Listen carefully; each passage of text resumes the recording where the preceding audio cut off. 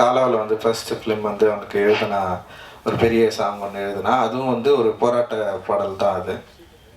அது ரொம்ப முக்கியமான பாடலாக இருந்தது காலா திரைப்படங்களில்.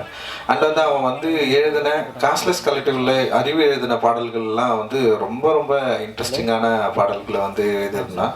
அண்ட் எனக்கே பாடல்லாம் கேட்டு முடிச்சதுக்கப்புறம் தான் தெரியும் அறிவு சில பாடல்களை இதில் வந்து எழுதியிருக்கான், கான்ட்ரிபியூட் பண்ணியிருக்கான்னு சொல்லிட்டு. ஸோ அப்போ தான் அறிவுடைய அந்த லிரிக் அந்த அரசியல் தன்மையை வந்து கொஞ்சம் கொஞ்சமாக புரிஞ்சிக்க முடிஞ்சது. அண்ட் அறிவுக்கு ஒரு அரசியல் தன்மை இருந்தது. இங்கே என்னை பார்க்குறதுக்கு முன்னாடியே அறிவும் பாபாசாஹேப் அம்பேத்கருடைய கருத்துக்களால் ஈர்க்கப்பட்ட ஒரு மாணவனாக இருந்தது வந்து எனக்கும் அறிவுக்கும் ஒரு பெரிய நெருக்கத்தை வந்து உண்டாக்குச்சு. ஸோ அதன் அடிப்படையில் தான் அறிவு கூட ரொம்ப நெருங்க முடிஞ்சது. ஆனால் அதே நேரத்தில் அரசியல் தன்மையை அரசியல் கருத்துக்களை எப்படி வந்து எளிய வடிவமாக மாக்கி மெயின் ஸ்ட்ரீம் பிளாட்ஃபார்மில் வந்து